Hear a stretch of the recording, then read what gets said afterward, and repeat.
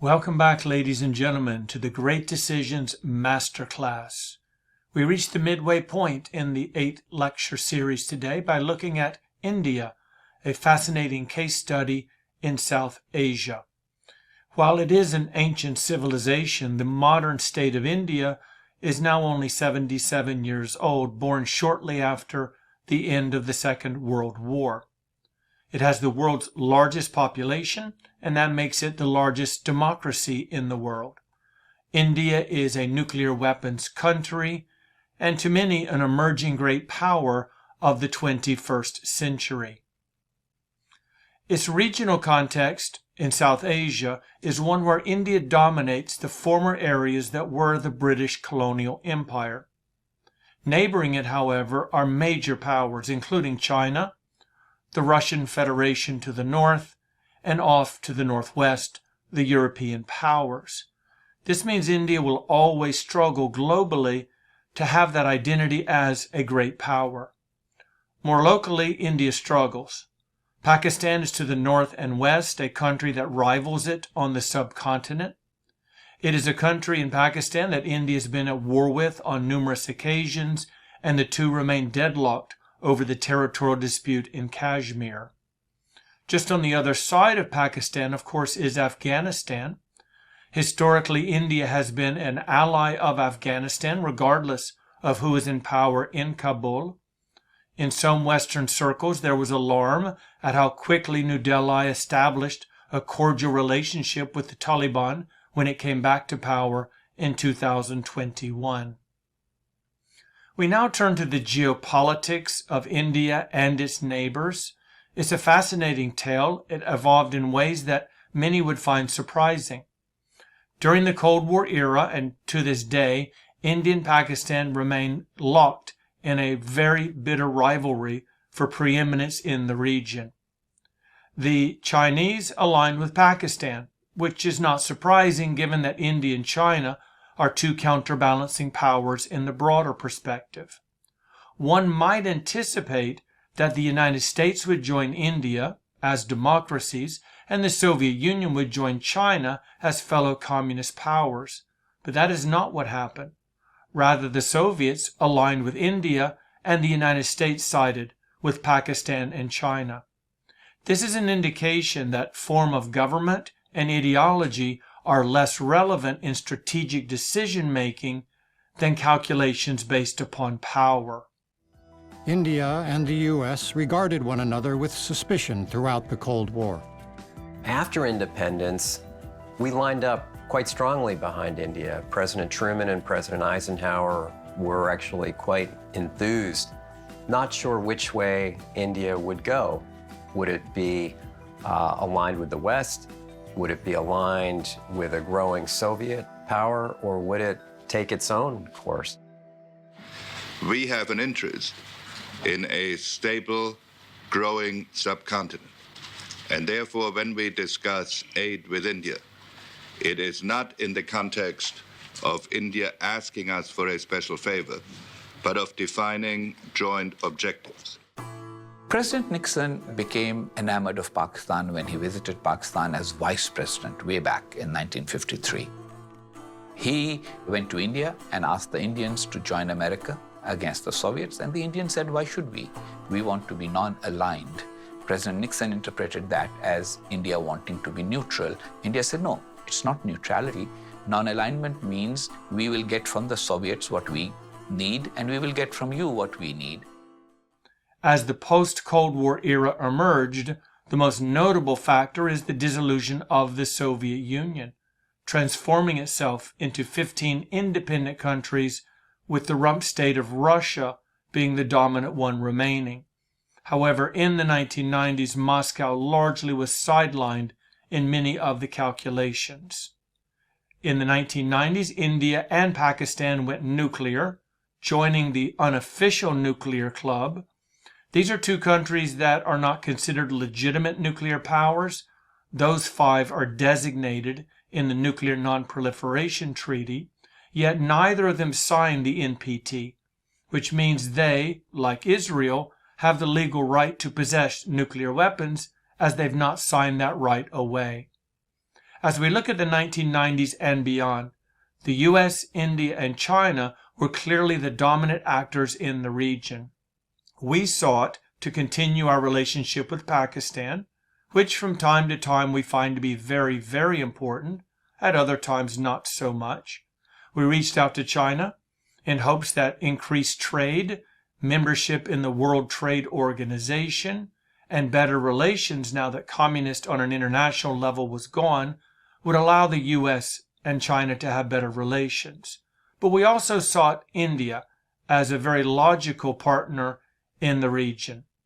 Our relationship with China frayed over time, and our patience with Pakistan grew thin, leaving us with a primary focus on India as our major ally in Asia.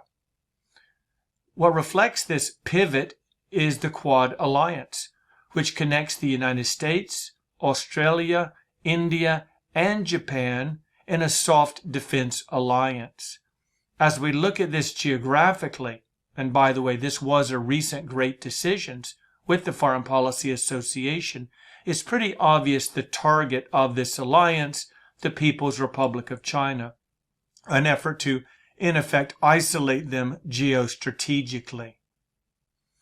What do we think of India today? Is it a great power in world politics? It would need a number of different factors, including a sizable geography, significant population, an economy of size, military capability, including force projection, a track record of winning armed conflicts, continental, if not international interest, and a reputation among the other great powers that it belongs in the club. If these are the 8 tests for Great Power Club entry, India is halfway there. It has 4 of them without question. The other 4, it probably does not pass the test. India finds itself in what I call the Great Race. It doesn't involve military affairs or even international relations, but rather the great race between population trends and economic well-being.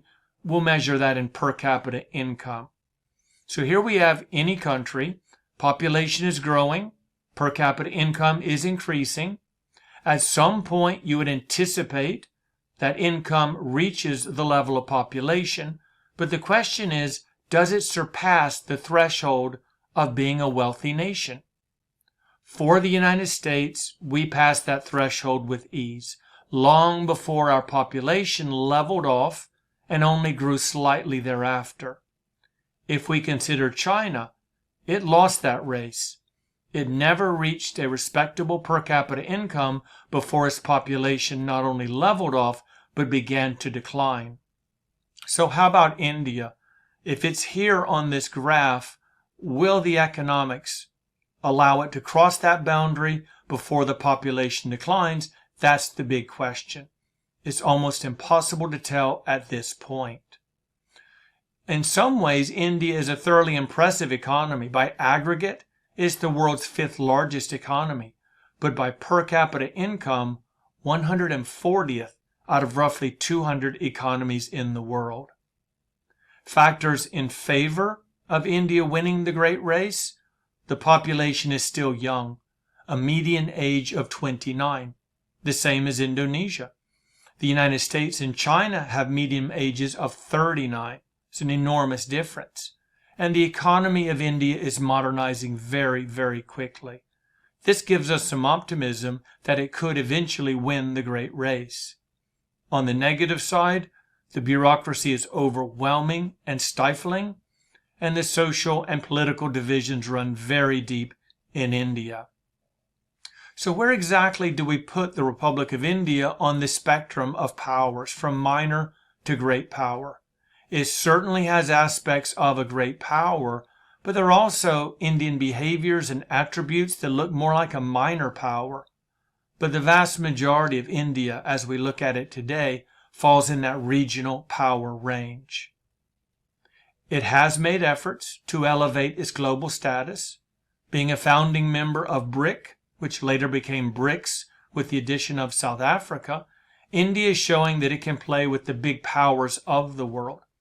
But as we look at these 5, You've got Russia and China on one side, India, South Africa, and Brazil on the other, meaning they really act more like regional powers than truly global ones. Another effort by India to enhance its international standing is the India-Middle East-Europe corridor. It is a trade route with a great deal of infrastructure connecting to allow India and Europe to trade freely and fairly. In so doing, India hopes to improve its economic standing. The global hierarchy today, well, we've got the big three at the top. I would place the European Union, a collection of France, the UK, and Germany. Given that UK is out of the EU, that's a secondary concern. And then finally, countries like India, Brazil, and South Africa in the third tier. I draw the great power line between the US and the EU. Others might include the European Union as great power members, but almost everyone agrees that India is not yet in the club, and certainly is well more impressive and influential than the minor powers in the system. Its path to great power status, it would first of all have to resolve the Kashmir dispute. You really can't be a great power if you can't settle a territorial dispute with a country next to you that is clearly subordinate in power.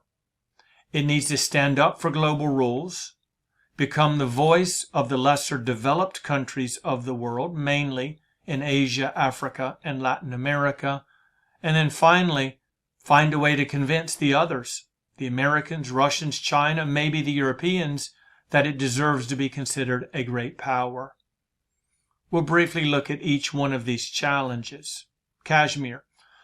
I consider this to be a non-justiciable dispute because it's largely driven by emotion, by politics, even issues of ethnicity and religion.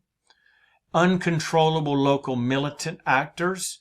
These are insurgents, freedom fighters, many call them terrorists, that really determine what happens on the ground so much more than what is dictated from the capital. Non-justiciable means that law and diplomacy will not resolve it. The vast majority of disputes in the world are justiciable. Countries can sit down, they can articulate their interest, find some sort of middle ground, and reach an accord. I don't view Kashmir as one that can be resolved this way. And that's why it has festered for 3/4 of a century, and that's why it will very likely fester for the remainder of the 21st century. Kashmir will always be a thorn in the side of India. It is a territory that is both Indian and Pakistani. The British didn't know what to do with it after World War II. They decided to let the locals decide, and over time both Pakistan and India made claim to it. China is a tertiary power on the issue of Kashmir. It won a significant portion in its war against India in 1962 and was gifted another portion by Pakistan. But the main populated areas, and certainly the industrial and population centers, are what are known here as the northern areas and Jammu and Kashmir, the green and the gold.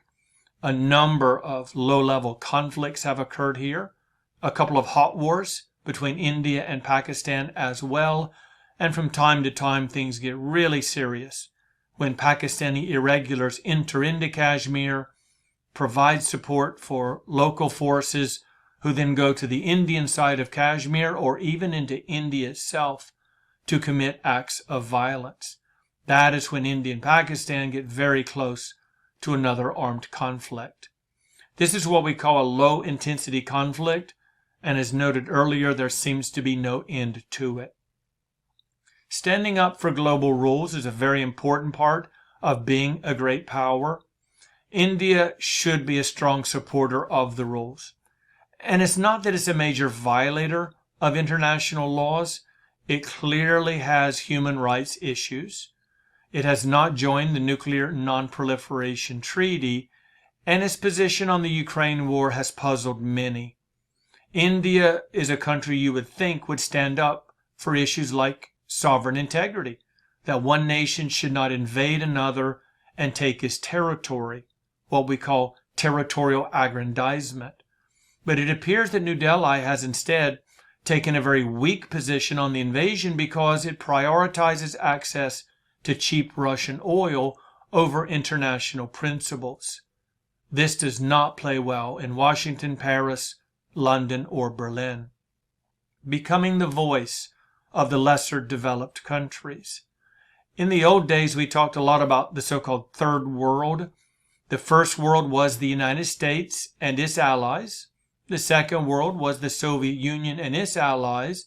And then all of Asia, Africa, and Latin America were called the Third World. We don't use those terms any longer. They're considered derogative. Instead, we talk about the developed world, the developing world, and the underdeveloped world.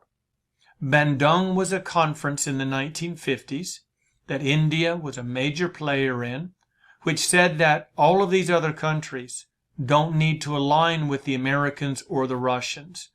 We should not be pawns in the global Cold War struggle. Instead, we should unify as a non-aligned bloc. In essence, it was an alliance against the prevailing alliances. It didn't really work out that way, as both the Americans and Russians reached deep into all of these regions and proclaimed victory each time one of them sided with Washington or Moscow. But India was there, and what it argued is, we are the natural leader of the Third World. We're the natural leader of the lesser developed countries. The challenge that India faces is in the form of China, which was not one of the Cold War poles or superpowers as it began to emerge as a recognized nation state. When it took its seat in the United Nations General Assembly away from the island of Taiwan, China claimed that it was the true representative of the emerging world, of the lesser developed countries, or as we said at the time, the Third World nations. Here you can see them. They run across from left to right, from South America and the Caribbean to Africa and into Asia. They are diverse economically, politically, strategically, and in almost any other fashion. They number well above 100, and they're very difficult to corral into a single voting bloc in places like the United Nations. But this is something that India takes seriously, and it wants to demonstrate that it, not China, is the true leader of these countries. Those two are in an epic diplomatic battle over the hearts and minds, the loyalties, and the alliances of countries in green, and to date China has won that struggle overwhelmingly. And then finally, should it figure out the first three challenges in its path to great power status, India would need to convince the others that it deserves recognition. One of the ways it could do so is by gaining a permanent seat in the UN Security Council. The Security Council is a powerful organ in the United Nations, at least on paper. Looking at chapters 6 and 7, there's very little that the UN Security Council cannot do. Its real weakness is in the deep political divides between Washington, Moscow, and since the Cold War ended, Beijing. Each of those three, plus France and the United Kingdom, have permanent seats on the Council and veto power over all resolutions. The remaining 10 seats are rotating. Countries occupy them for 2 years before rotating off, and they do not have veto power. So for India to be on the Council, it needs to be selected as one of 2 countries, technically 2.5, because Asia and Africa share an additional seat. It needs to be selected to one of those rotating seats in order to serve 2 years. India desperately wants a permanent seat, but so does South Africa, Brazil, Germany, and Japan. So there's a lot of competition.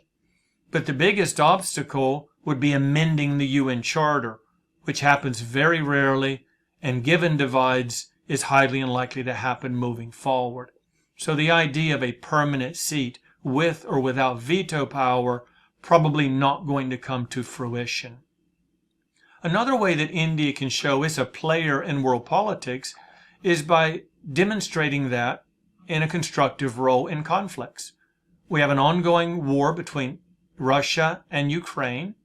The United States and the European Union are clearly on the Ukrainian side. So it's not as if we can be a neutral third party or an arbiter to negotiate between the two principals. Countries like Austria and Switzerland, historically neutral, countries that could host a conference between Moscow and Kiev, no, they've sided with the Western powers, with Ukraine, and against Russia. China, it favors Russia. Turkey, Brazil, South Africa, they've largely barred themselves off from this conflict, playing both sides, if you will, in search of favors. The United Nations, not a chance. The Security Council is too deeply divided. So it really leaves only India, if there is to be a hosted conference, a negotiated settlement of this conflict. India could play that role. It has not lost the favor of Moscow, and especially recently has demonstrated that it would stand up for Ukrainian sovereign integrity. Our policy options for India. How should we handle this fascinating country, and one that clearly has been a target of the United States now for 25 years? Really, since the emergence of George W. Bush, India is the preferred partner geostrategically in Asia. One option is to narrow our focus. Rather than trying to solve a multitude of issues that we have with India, why not focus on a core issue of security concern, the Kashmir crisis? Kashmir could be resolved if both sides made major concessions, but doing so very likely leads to local actors causing conflict to spill over. So this probably isn't the best option in the world, but you do hear people making this argument.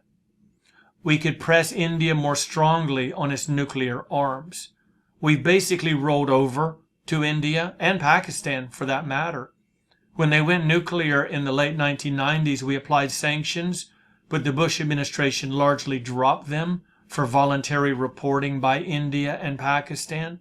So this would require a reversal of a few decades of American policy. We could attempt to pull India away from Russia, to pressure it, to cajole it, or to entice it to cut ties with Moscow, not formally but informally, to begin criticizing Russia for the war in Ukraine, and decide not to resist the international sanctions being applied to Russian oil. Again, this is dicey because the Indians are very proud. They want their own position in the world, and they definitely do not want to be pushed around by any major power. Or we could look beyond the contentious issues. These big three could take a sidestep, and we could look at issues that are more mundane, yet equally important, relating to trade, social relations, and affairs inside and between the two countries. No doubt, a very important diet in world politics. I would not put it on the level of U.S.-China, U.S.-Russia, U.S.-EU, or U.S.-Israel, but India is probably in the top 5 of countries in the world that the United States needs solid relations with, can depend upon, and would like to work with moving forward. We both speak the same language. India has enormous amounts of skilled, inexpensive labor, and then there's the beauty of the time zone. Because in the 1990s, that trans-Pacific underwater internet system, the cables were installed by the United States, economically connecting the U.S. to India. And what this means is that if American businesses especially would like to outsource their work, whether it's tax preparation or anything else, well, when we finish our business day, we send it off to India. They're just going to be starting their business day. And that means these two can work 24 hours a day in terms of American outsourcing of some expensive labor. Much has been made of the election of Donald J. Trump in 2024, inaugurated in January of this year, and certainly this has implications for India. Having said that, we probably should remember that his opponent in the 2024 race was of Indian descent, but nonetheless, on a geostrategic level, Mr. Trump and Mr. Modi got along very well during the first Trump administration. They're both strong men. They both press an America or India first approach. They tend to be more domestic oriented than international. And the two seem to see eye to eye on many major challenges, including boxing in China and resisting its massive export of inexpensive goods to the rest of the world. I would expect that U.S. policy towards India remains cordial. We continue to work this country, to lure this country, to elevate the status of the Quad Alliance, as Mr. Trump did. He resuscitated it after a decade in which it was largely dormant.